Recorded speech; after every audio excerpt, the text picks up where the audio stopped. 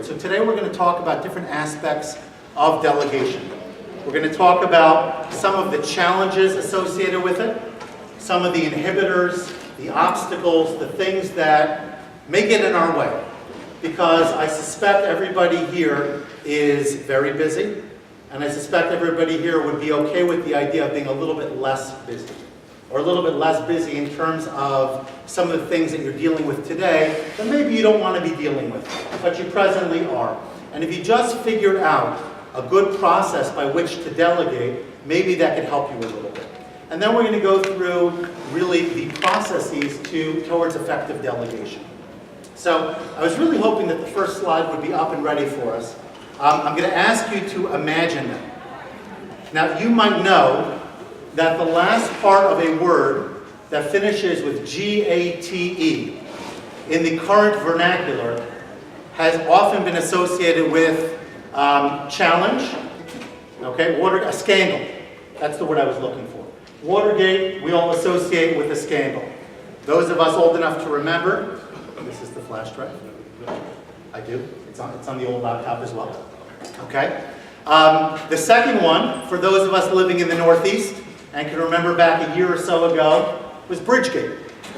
And those of you familiar with that, where the governor allegedly, possibly, was involved with certain political payback in order to advance his own agenda. Gate number 3, you'll indulge me please, for those of you who are closet sports fans, would be Deflategate, which is in the news nowadays, about how a certain team tried to create a competitive advantage by reducing the size of the balls that they were using. And then finally, number 4 is delegate. Okay? Now I put those 4 together because for some of us, delegation can in fact be a scary thing. So going back for just a second, in the interest of those who weren't here are our objectives. Number 1, to share multiple benefits of delegating. Number 2, to discuss common concerns and inhibitors, the things that get in our way. And finally, number 3, to review 13 steps that ultimately will result in effective delegation. So here are our 4. For those of you who remember, our good friend Richard Nixon up here to the left. Looks like my pointer card is not working. And that we call Watergate. And then we have Governor Chris Christie blocking all the traffic at Fort Lee on that wonderful day, or a series of days. Bridgegate. Here is the other one that I recently referenced. And then finally, delegate. Okay, so the question to you is, which gate troubles you the most?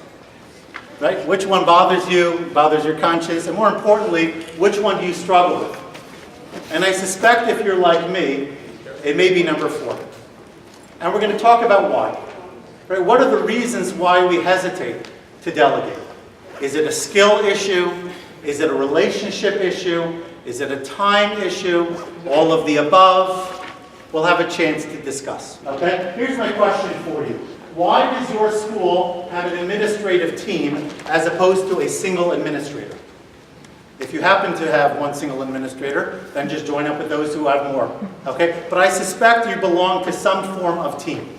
So think means think about the question by yourself. I'll give you about 60 seconds or so to think about it, to process it independently. Pair would be to turn to the person next to you to discuss it with that individual or find the closest person to you. And then share would be to raise your hand, volunteer to share your answers with all of us. Okay? I may be able to write some down, although I'm not really sure you'll be able to see it on that little easel flip chart I have in the front. So we'll do a lot of it orally. But that's the part I'd like you to think about now. Why do you have a team?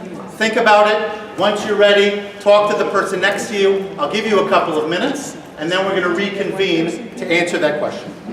Any volunteer to get us started? Please. But do me a favor, please. Make sure that everybody can hear you. Well, on the one hand, 2 heads are better than 1, and it's often close to impossible for one person to tackle all the tasks. Okay, beautiful. For 2 different reasons, but... Can you hear me? Is that helpful? Okay, I don't know if I'll use this a lot, but I'll use it for now, because I feel very constricted by a wired item. I like wireless things.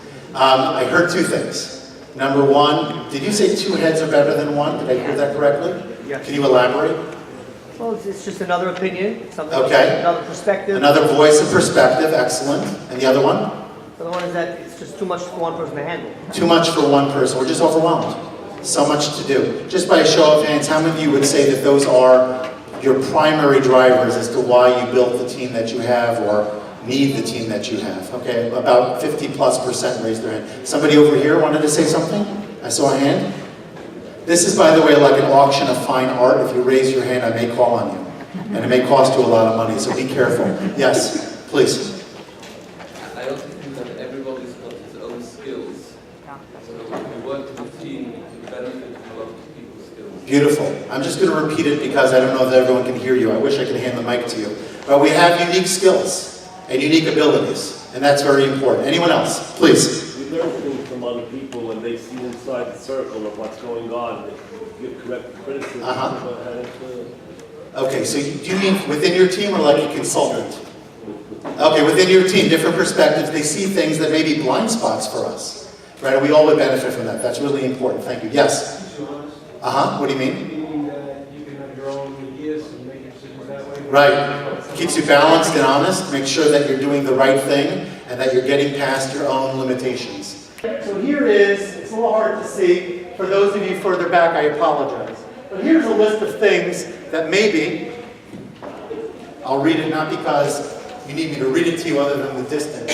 Anything from I need help, I like company, team members. Now you've mentioned a bunch of these already. Team members possess unique strengths, different perspectives add value, multiple faces and multiple voices are healthy. And you might have this as well. If it always comes from the same person, it starts to cheapen the message. Because they're constantly, right, they don't know how to distinguish between what's your really important thing to say and what might be of lesser significance. So if you have different people that can express messages, that also adds value to what you're trying to do. Where do you need help? The bottom presents a whole bunch of things. Academic oversight, programming, discipline, communication, planning, and here's a big one that we oftentimes don't focus enough about, which is affirmation. It's very hard for a principal to be in enough places to affirm sufficiently well. And affirming means, for those not familiar with the term, praising and recognizing and letting people know they're doing the right thing. And that's crucial. But I had a situation where I was a teacher, don't want to digress, but a simple, brief point. The principal at the time came into my room so infrequently that I discounted his message because I felt that it was totally out of context. I felt that he didn't know my class because he wasn't present. So the one time he walked in and said, do this, consider that, whatever, to me it meant very little. But we all know that if we're in classrooms, if we're present, if we understand people's situations, we're setting goals with them, we're helping them to achieve and to grow as professionals and all of this, then when I speak to them, they know that you're in their corner. They know that you get their situation, and they know that your words have meaning. And that alone has value. And you might not be able to do that by yourselves. You might have a huge school, Kanai. You might have many, many responsibilities. And so you need other people to help you. You're delegating affirmation.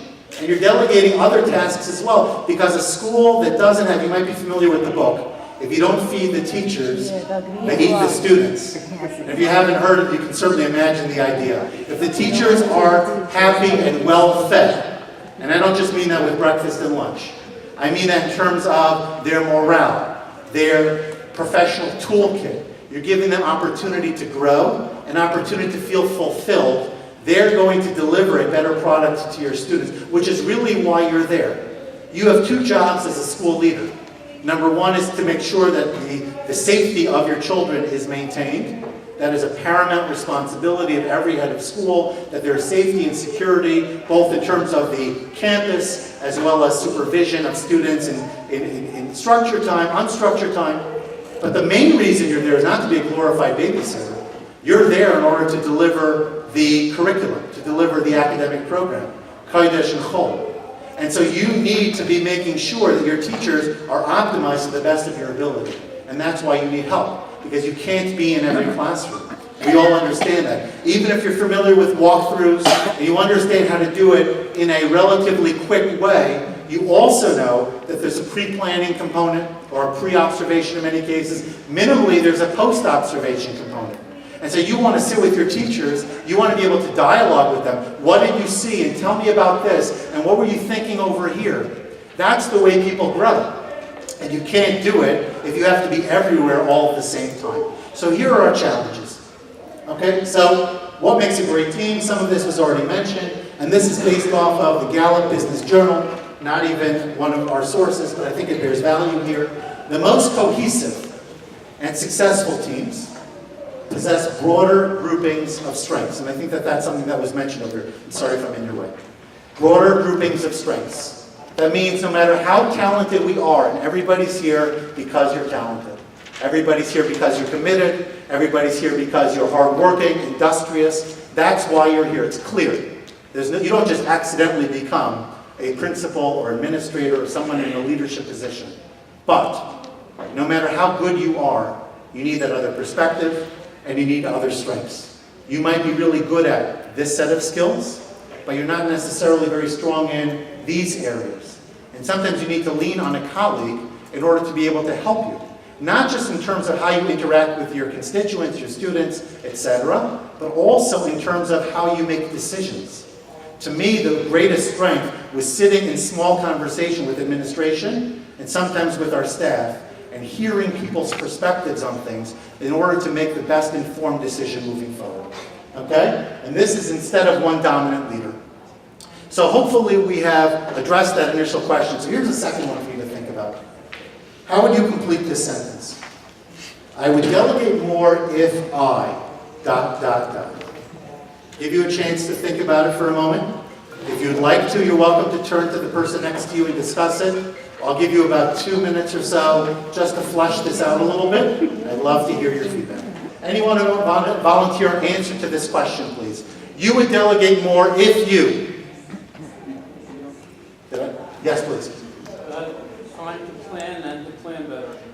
If you had time to plan. No, I got it. Right, thank you. Right, it takes time to delegate well. It's not something you just snap your fingers and say, I'm ready to delegate. I hope not. Please, in the back. No, right? Yeah. If you knew the job, would get done. Clarify what you mean, please. Many times you give all the things, important things, staff member, secretary, and then the next day, how many you find out that the important message was never given over? Okay. So I'd like to build upon what you just said. Very important. Is it going to happen? Is that person reliable? But I thought, I just want to be in touch because I wanted to ask you a question. In addition to reliability, I thought you were going to say something different. Would anyone want to pick up on what he said and take a different angle to it? You could trust that they'll do it properly. The way you would want to. The way you'd want to do it. Now, here's a kicker for all of us, I think. Right? My name as head of school, as Menaheles, whatever your title might be, my name goes on everything, literally or not. My name goes on every correspondence. My name goes on every booklet. My name goes on every activity. They associate it with me. It better be good, and it better be right, and it better be my way. Right? That type of idea. I don't need to be so gruff about it, but I hope you get you understand where I'm going with it. And we're concerned that if we give ownership or control to somebody else, who knows what's going to happen. Thank you for adding that dimension. Please. What I am trying to learn, though, is that the piece of trust that we don't have in the other person when I delegate something and then I come back and I say, well, did it get done? If I'm carrying that responsibility, she knows she doesn't have to carry it. I'm going to be coming back to check on her.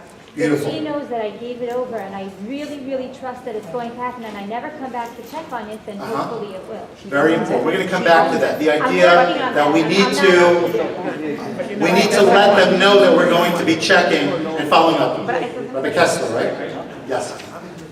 I think if I would delegate more if I felt the person would take ownership. Meaning, like you said, my name and everything, it's going to be my head of the problem. Okay. Days ago we had our annual Excuse me for 1 second. If everyone could just give... Not always. Hold on 1 second.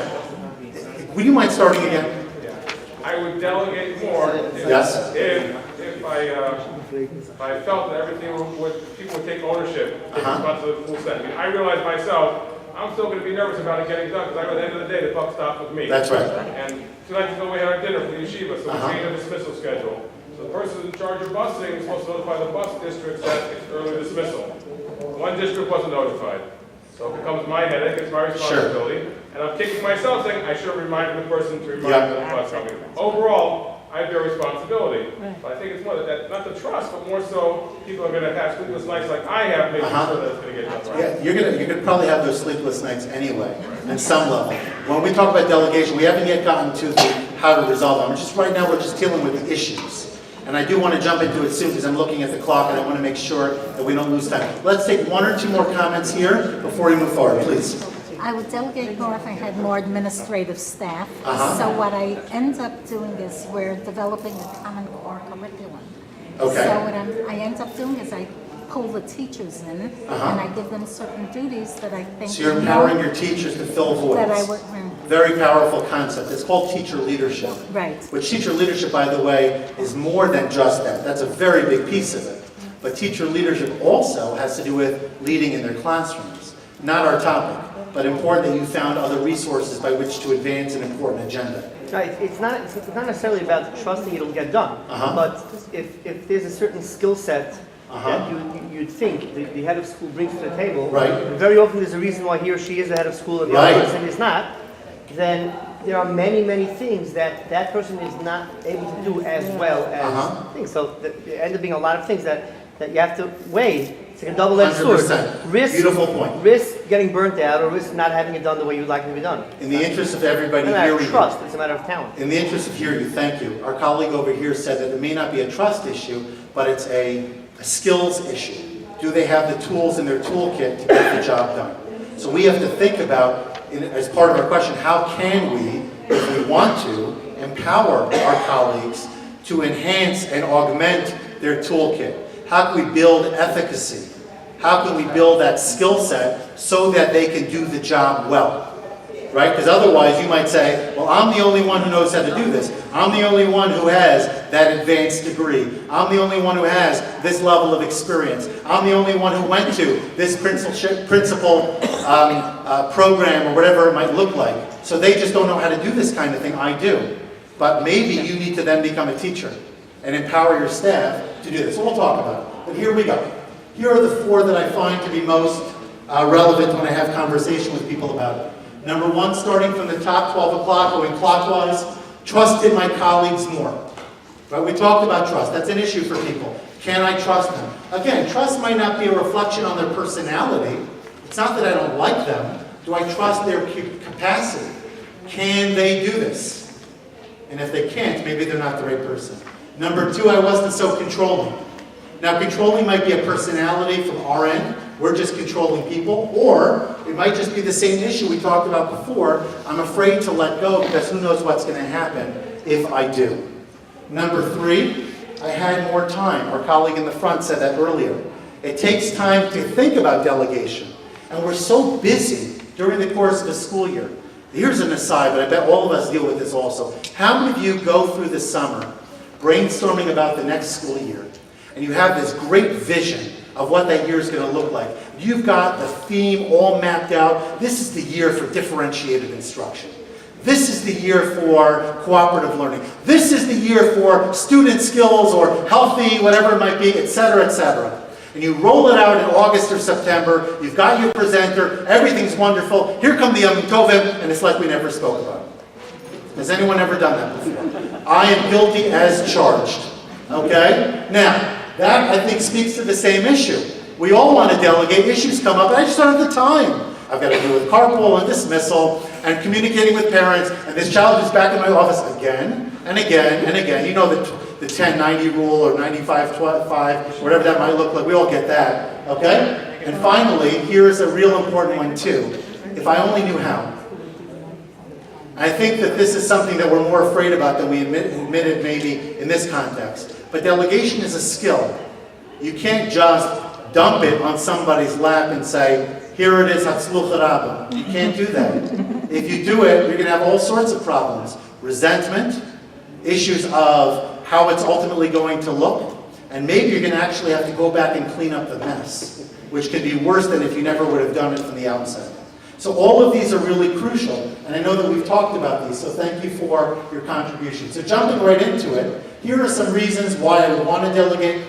I've got a project or responsibility to assign. I simply can't handle it by myself. Too many things to do, as we talked about. I want to deal with some big picture items. How many of you, either because of accreditation purposes, governmental driven, you're bored, how many of you are engaging or have engaged in a strategic plan?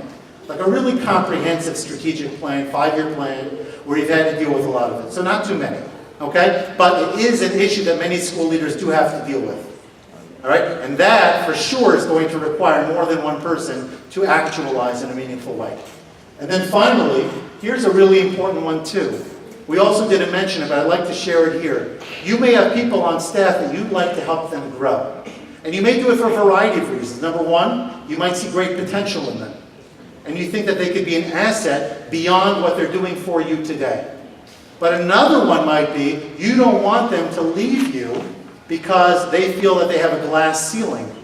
And so you're giving them opportunity to grow within your MISID so that they can be more empowered. And you'll ultimately help them. Maybe you just want to be nice to them and give them opportunity so that a few years down the road, since they are going along the Hanhala trajectory, along that pathway, you're giving them enough tools, things they can put on their resume, things that they can say that they've accomplished, so that ultimately they can speak to that when it's time for them to take on more responsibility.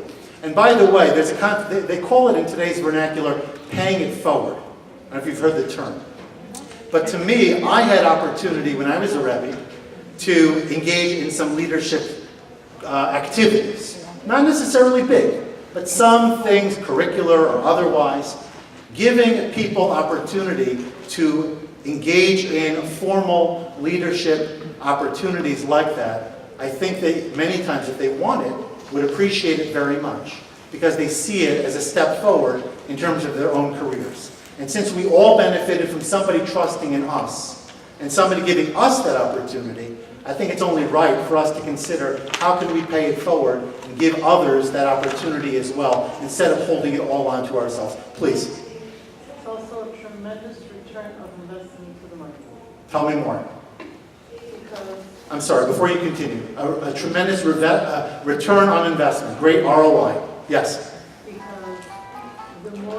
the less turnover you have, Yes. the more stability you provide to your market. Beautiful. The more you empower the people that are working there, Yes. and empower them and give them the confidence to grow, Thank you. the more you believe in them and trust in them that they can do it, the better they do it, the more quality in their performance, the more you believe in them, the happier the students, the happier the administration, the happier the parents, and the return of investments are right there in front of you. Beautiful. Great job. Thank you very much. That was excellent. Okay, so many benefits. Many benefits. It creates contentment. By the way, we know that one of the biggest issues dealing with school leadership is the churn, turnover, transition, where people are, so to speak, bouncing from one institution to another. We've all seen it.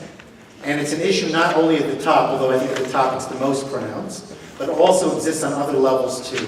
The more that you have to spend time breaking people in, empowering them, having them sort of fit into what you're trying to do, the less you have time to move forward with real items, real growth-related items. So that's a very powerful concept, and I thank you for sharing.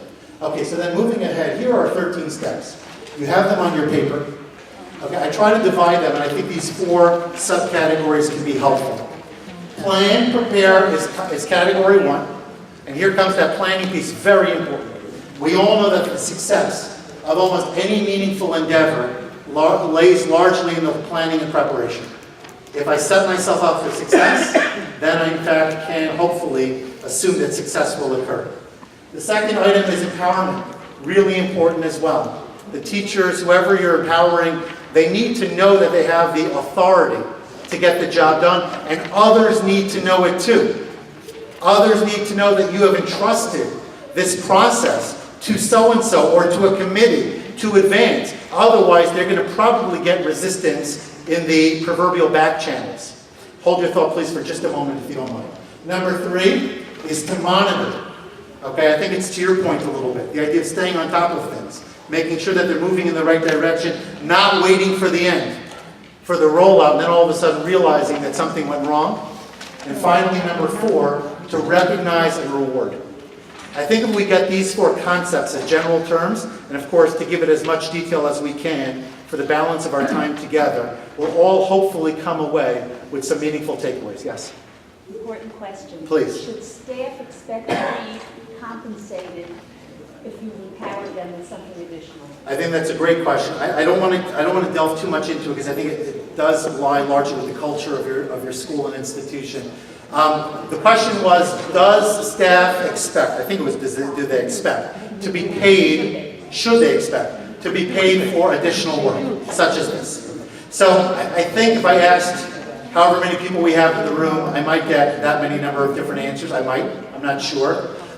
In the general sense, if you build it into the culture, that there's an expectation that you're going to teach X number of classes, but that we're also going to lean on you for Y number of hours of, let's call it, institutional service, or something like this, that you're going to give to the school above and beyond. It's built in to the understanding of employment, it's built into your contract, it's built into your understanding that this is how we operate, because school is not just about, I walk into my classroom, I do my job, and then I leave.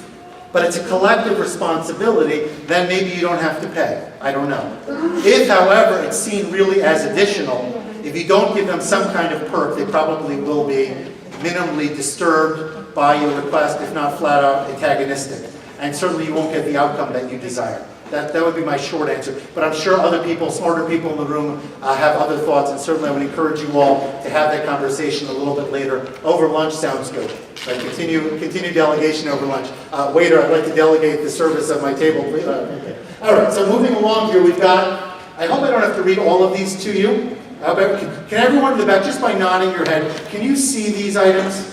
Okay, you can see them, and you have them on your paper too. So I don't want to take the time to read through all of them, but as you can see, it's a process. And oftentimes really good processes start days, weeks, maybe even months before the actual thing that people see gets started. The aforementioned positive behavior program that I talked about before, the rollout with the Rebbe and all of this, that process began, if I recall correctly, Pesach time. It didn't launch until November. And we waited that long because we needed a number of various things to happen before we could really do it effectively. So you have to know your institution, you have to know your school, your MISID, and really figure that out. Some really small things might not take a lot of time. But the big things, the important things, the things that you really want to take off of your plate, you don't want to look like that guy, right, on the desk whose papers are stacked up. But I bet all of you have some of that going on, right? That does oftentimes take time to properly prepare. So jumping right in then, number 1, we've got to decide what to delegate. Now, ideally, this is ideal, this is your lechatchila. Starting with a small project, keeping the stakes low is a good idea. Because you want to hedge your bet. You want to minimize the impact of a poor decision or a negative outcome. So the more that you can train people, this by the way is also a process. You have a big idea in mind that you want that person to be able to undertake, but maybe you're not ready to give it over today.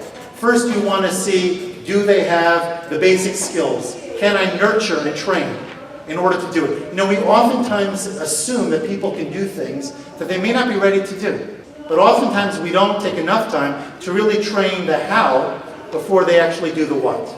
And so that's valuable for our colleagues as well. Okay? Leave ample time for mistakes, very important as well, because mistakes are invariably going to happen. So if it's something with a deadline, the earlier you can start, the likelier it is that you can finish the process successfully. And finally, never delegate. Here, so somebody pointed out this morning, actually quizzed me at breakfast. It said, so what are the things we should never delegate? And I was like fumbling for a second. I don't know why. I guess it was on my first cup of coffee still. And here is your answer.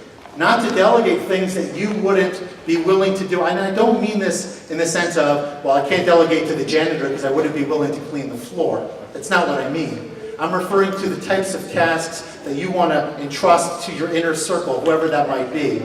They should feel like it's not beneath you and that's why you're delegating. I think the way you want to present it is exactly what we talked about before. We have a lot of things that need to be accomplished for us to be a great MISID.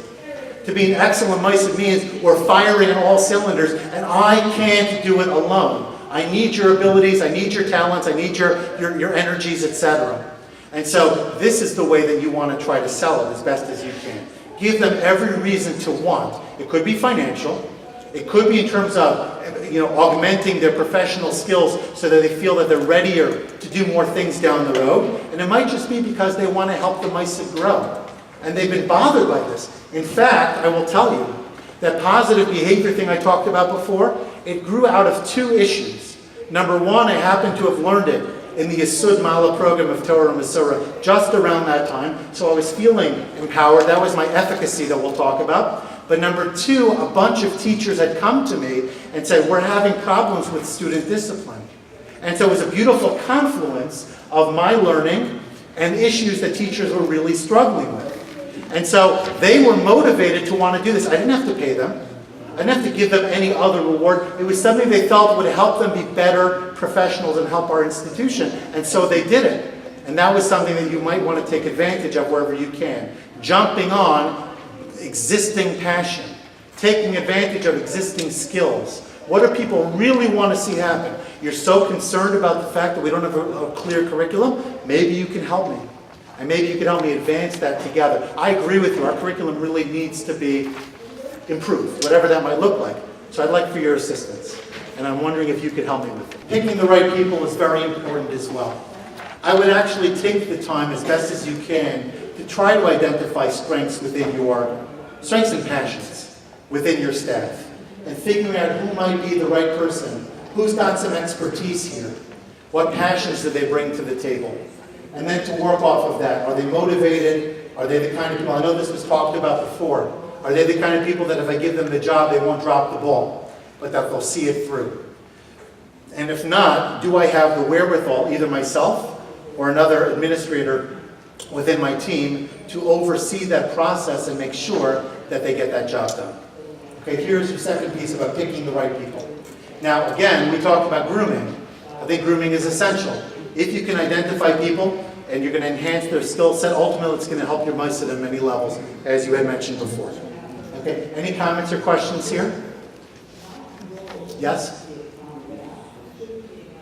Please. A small problem. Go ahead. I thought I did a really good job of delegating a lot of different areas of the function of the school to a lot of different people. I was really excited. It was my summer dream. Yes. The one common problem that everyone seemed to have was they felt they didn't have enough authority to get things done. For example, one teacher was in charge of carpool, one teacher was in charge of lunch supervision, one teacher was in charge of working on scope and sequence, one was in charge even of reviewing comments on report cards, and they feel they didn't have the backing of the rest of the faculty, because it didn't come from the principal. They felt that they offered that common thing. So for now, I'm just going to simply say empowerment is crucial. We will talk about it. So I don't think at this point you did anything wrong. Or whatever, I don't know how you started. But so far you're good.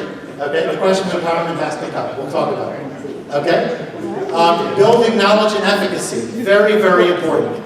And this, by the way, is something I think we need for ourselves too. So many of us move through the proverbial chains, or another network channel, whatever the term might be. We grow with the system. Oftentimes we're really great in the classroom, and we get promoted.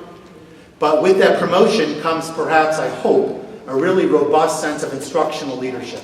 We know what good instruction looks like. We know how to supervise and provide feedback in the classroom. There's so many other aspects of running an organization that have nothing to do with your experience as a Rebbe, as a Mora, or as a teacher. It's called organizational leadership. And to me, if you ask my opinion, the biggest deficit we as a group have, the biggest area where we need more training and support is specific to organizational leadership. The communication component, the delegation, the agenda setting and change management. How do we advance things in a way that moves people along in the right direction? And a lot of that has to do with our own learning and growth. Because we need to be lifelong learners. We can't assume that just because we are principals, therefore we know everything. I'm not saying anybody does, but it's something we need to think about. And so certainly when we have colleagues that we want to empower, we want to move them in a particular place, do they have enough learning presently to get the job done? And if not, what do I need to do for them? Do I need to offer them a consultant coach type relationship? Is there a course I can send them to? Is there a book I can refer them to? Maybe even just to discuss it with them and pick their brain and see what are they thinking, what is their approach, why would this work, wouldn't it work? The more that you can augment their capacity to do it, the likelier it is that when they get started, they're going to do it right because they know what to do and they feel that way from the beginning. Okay? You know, I once heard that experience is just another way of saying I made a lot of mistakes. I think all of us can relate to that. The tighter you make the experiential curve, the better it's going to be for everybody. Because we all know that the greatest predictor, if you will, the greatest inhibitor of a person wanting to pursue something is a setback.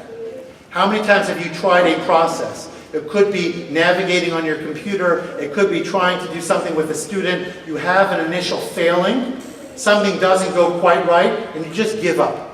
It's not going to work. I told you it's not going to work. That inner gremlin sort of gets to you and says, like that naysayer, and says, I told you it can't be possible. Don't think it's going to be anything different with your colleague that you're trying to empower to do something. So the more they feel equipped, confident, and ready, the likelier it is that they'll stick through it despite any initial setbacks that they may have. Okay? How are they going to learn it, and how are they going to practice it? We talked about setting the stakes low at the beginning to give them opportunity so it doesn't blow up in their face. And this way they have the desire to keep going. Okay? Moving right along. Being clear. This is so important. Establishing exactly, try to create a vision to the best of your ability. What is a good outcome and what does it look like? And how will we know that we were successful?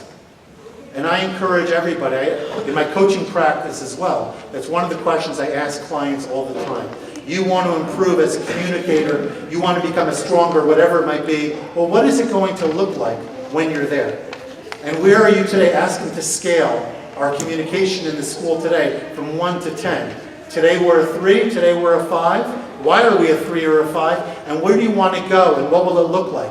What are the steps you need to take to become a 6? Become a 7. Try not to jump too quickly to 9 or 10. Otherwise, we may have some setbacks there as well.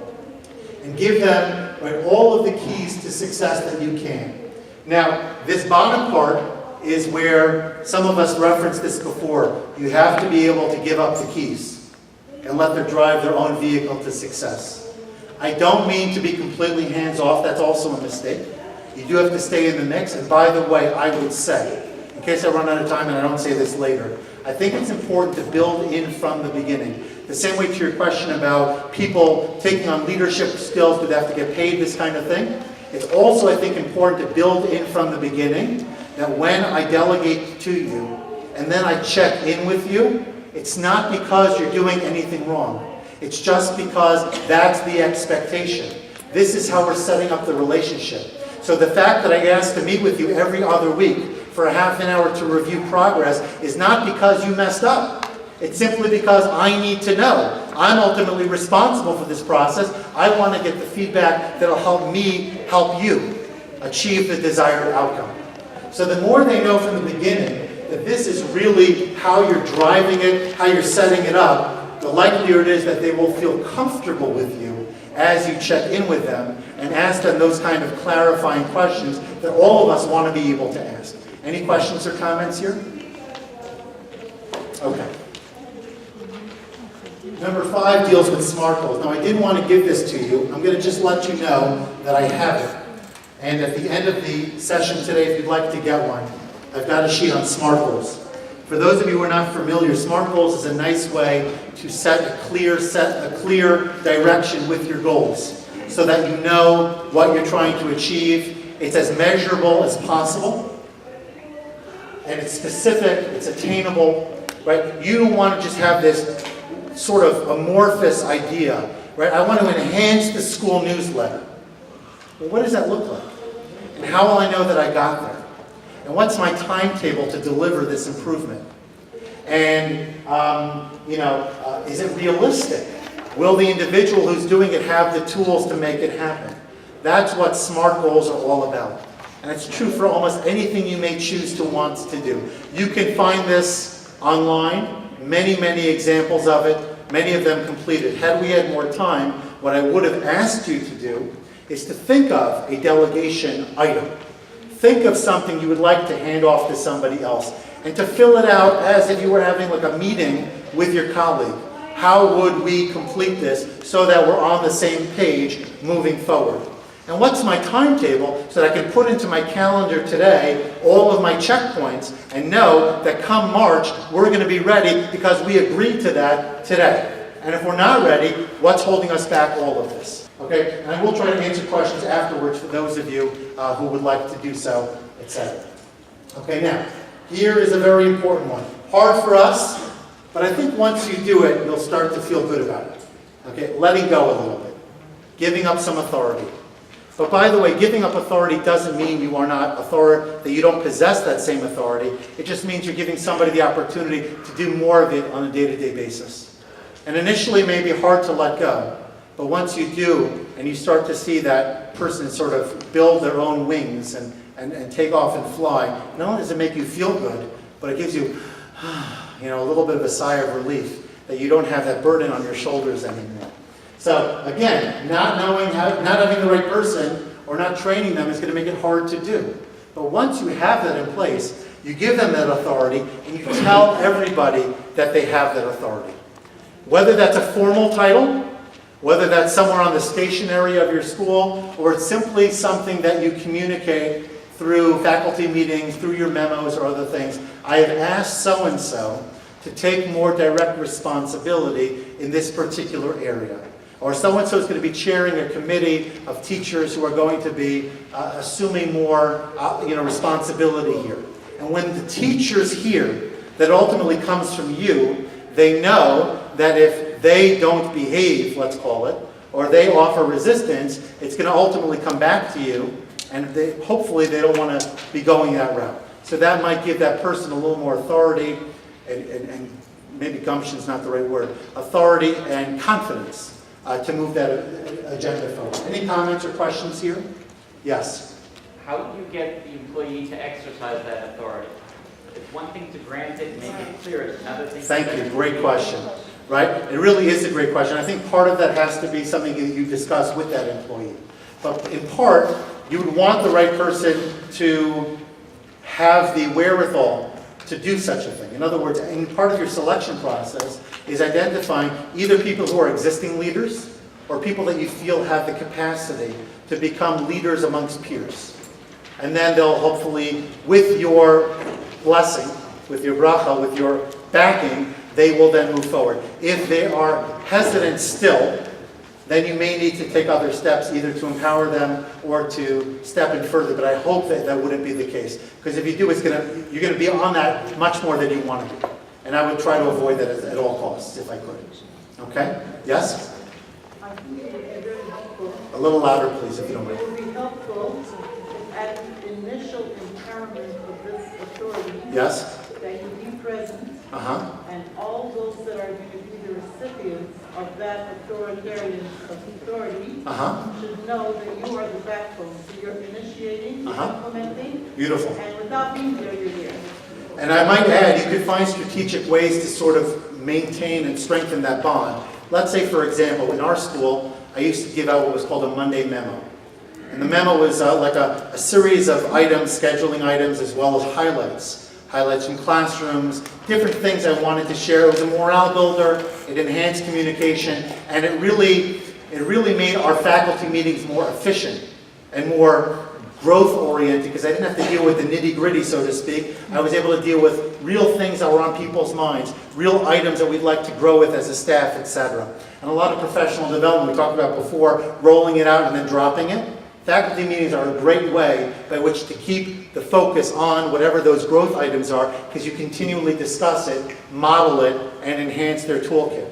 But to your point, on your memo, just for example, you may include a brief synopsis from your associate that I'd like everybody to see what Mrs. So-and-so has been doing in this area. Here is a quote that she shared with me recently. And so you see the bond. because people are seeing I'm leaving space on my memo, I'm leaving space at faculty meetings, time for that person to get up and debrief and update and these kinds of things. They see your kinship, and they also see that you're supporting their effort. So I appreciate what you're saying. Thank you. Okay, so getting buy-in, really important. We talked about this. People do not want to feel that they have just been, 20 or 30 pounds of bricks have just been dropped on their lap, and now they have to sit with it. The more you can get them, now sometimes, they may be a little bit resistant at the beginning. The more you can incentivize, the more you can motivate, give them reasons to want to do it, that'll help them and help the school, the likelier it is that you will see this move forward. Because a lot of people, and I was the same way, I don't know if you've done this, would you be willing to do this? And then what happens?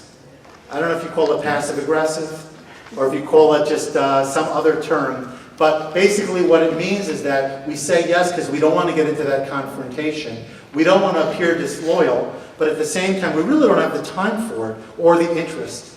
And so I'm just going to sort of let things happen to make sure that it doesn't happen. Because either I'm not excited about it, or frankly, I'd rather be doing other things. So letting it slip could be a variety of factors. A, I didn't have the time. B, I didn't have the interest. The more you get the buy-in, the likelier it'll move forward. Monitor progress. So important. If teachers or others think that you're going to just drop it on their lap and leave, we all know what happens, right? The cat's away. I don't want to say the mice are playing necessarily, but you get the idea. They're certainly not going to be as motivated to finish. They're also not necessarily going to be motivated to finish as well as if you were involved. Monitoring is an affirmation. It's not an insult. That part, I think we make a mistake. We think that when we monitor, we're insulting the person and saying, I don't trust you. If I monitor, it's simply because A, I do need that feedback as we discussed, and B, I want to help you do the best job you can.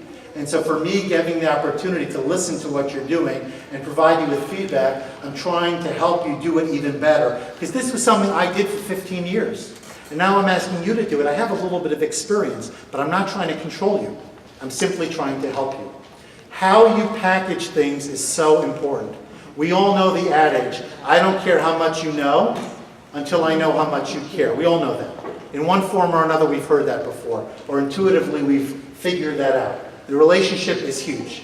So the more people think that you're monitoring because you believe in them, and you're monitoring because you want them to succeed, instead of monitoring because you can't trust them, and you're into the micromanagement business, the likelier it is that you'll get the right outcome that you want. Any comments or questions? Yes? It seems to me that there's a concept of support. That when a person messes, you delegate, the person messes up, and then because you're so afraid of the outcome, you sort of throw them under the bus and you take over. And the next time you try to delegate, nobody's going to. That's true. You have to be able to support people who make mistakes. Yes. And not drop it and help them follow through to the That end. is huge and a very important idea. If you do this incorrectly, you said a few things, but I want to pick up on one in particular.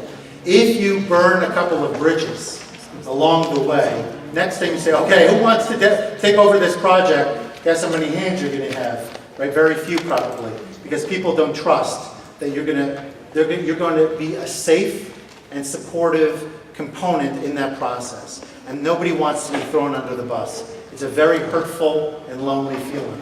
So the more you can do to provide that support, the better it's going to ultimately be. Okay? Moving right along, we have just a couple more here. Now, obviously, monitoring is only valuable if you're willing to step in and make certain corrections.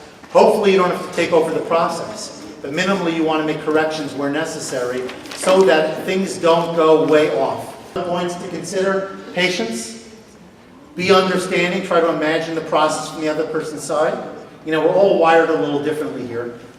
I don't think there's a magic formula. This is the amount of patience you should demonstrate.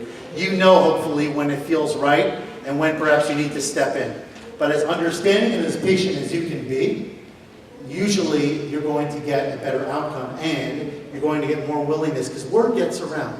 One person will tell another person how their experience was, and that's going to ultimately affect how other people agree or don't agree to follow your lead, etc. Now, this last piece of recognition is so important.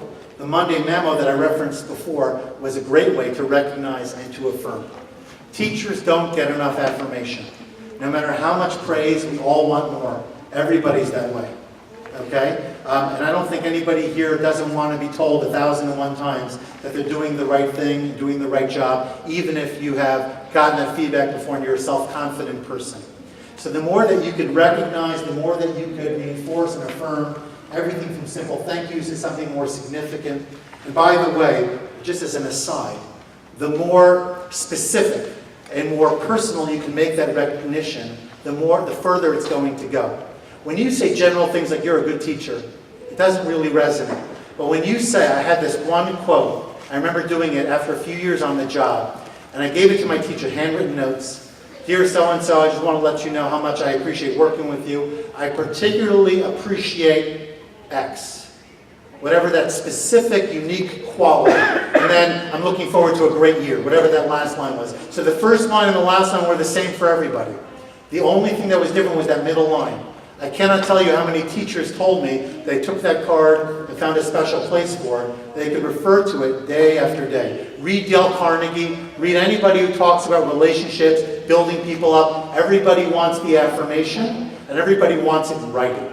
They don't want it to disappear into the luft. They want it to be front and center, very tangible, because we all have bad days. We all struggle. We all have moments where we say, how can I go further? And then you open up your little file folder, you go to your cork board or wherever you keep it, and all of a sudden you've got now your 20, 30 thank you notes from parents, right? Or from teachers or from others that say, you're doing a great job, thank you, we're so happy you're here. And that sort of gives you that second wind and that cause to continue.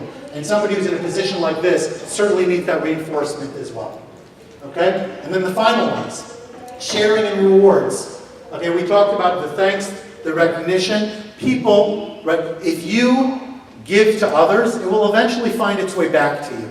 Right? Everyone knows at the end of the day that everything about the school ultimately has to pass through you. We get that. So when the curriculum is enhanced, when student behavior is improved, when Seder and general organization is enhanced, all of these things, everybody knows that at the end of the day you're behind it. They get that. So we will find ways to be recognized as well. The main thing is to pay it forward and to encourage people to realize that you are behind them and that really they get the credit for the success.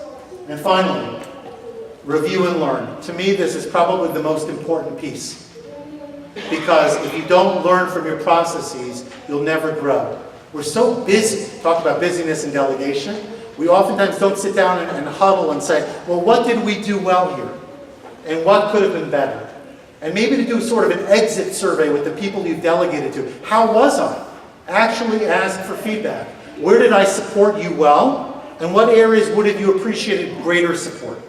How did this process work for you? And if I ask you to do something again, what would I be able to do better the next time that's going to make you want to do it? But this way the teacher, they're going to have grievances. There are going to be mistakes along the way. That's inevitable. But if they know that you're interested in learning from it, then you can go back to the well again and say, I'd like to try again. And this time I remember, and I have right here, we discussed it. I know I'm going to work really hard on making sure that I shore up these weaknesses so that you're going to have a better outcome the next time. So talking about reviewing and learning, as we discussed, did we meet our objectives today? Are we able to list at least 3 benefits, as well as 3 challenges associated with delegation? We talked about unburdening. We talked about different perspectives. We talked about having different voices that communicate, all of those and more. Challenges, there were many, right? I don't know what to do. I don't have time to think about it. I don't trust the people, etc. And then we talked about the 13 steps, which you have in front of you. And the 13 steps we broke down into 4 ideas. There's the preparation. There's the empowerment to make sure that they have the tools that they need. Help me out here. What are the other 2? Monitor. We have the, I'm sorry? Modeling. What was, I'm sorry? Monitor, thank you. And finally, recognition and reward. Right? If we do those 4, if we map it out, give them the tools, stay on top of it, and then make sure that they feel very rewarded for what they've done, then we can hope, and it's still a hope, it's still davening, then we can hope with a lot of siyata d'shmaya that we will create a maisid that is further capable and further understands as its core way of operating, that we're going to work together as a team, and we're going to really drive our agenda forward to reach optimal success. Thank you everybody for coming. Have a wonderful day.